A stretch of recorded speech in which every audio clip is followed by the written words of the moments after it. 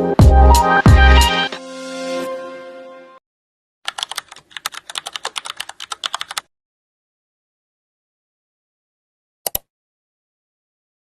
evening, sir. I report 10 golden rules.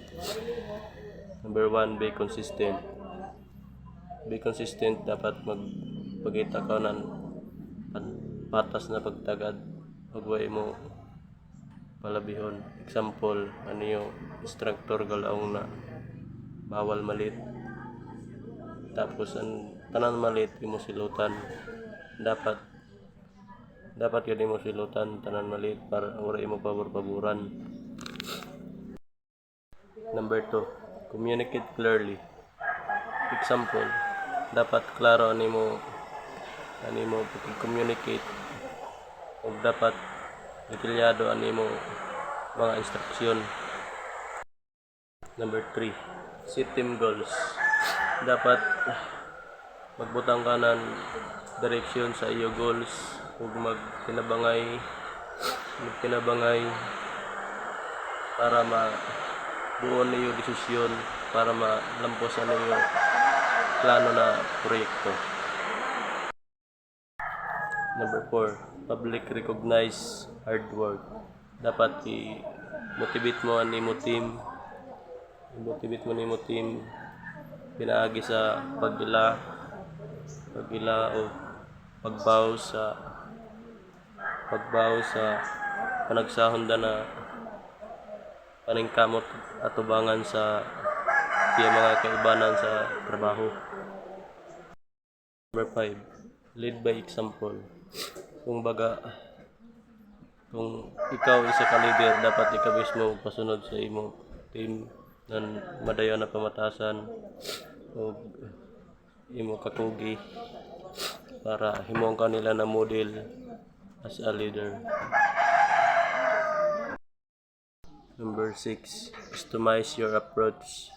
Kung imo i-personalize ang pamaagi o imo ilhon ng lahi na team or membro, o imo angayon ang pagdasig sa pagtudlo sa taga-isa. Remain transparent. Paghimo ng pagsalig sa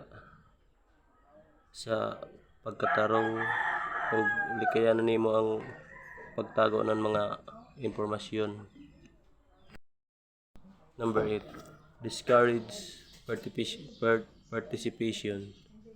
Dapat tusigon mo ang nila pag-apil, ug dapat masiguro mo na maistorya nila mga ideya, opinion, para mo usbaw pa imo ang nila pagka creativity.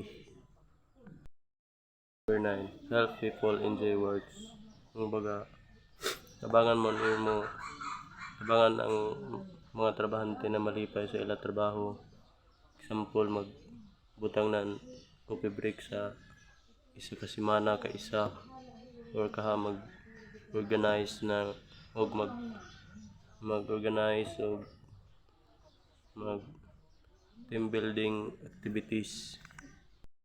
Number 10, listen and ask questions. Maminaw og mangutana.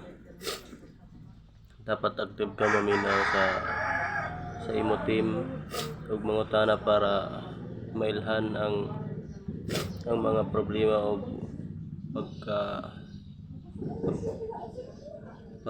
makatukod ng ligo na relasyon. That's all, sir.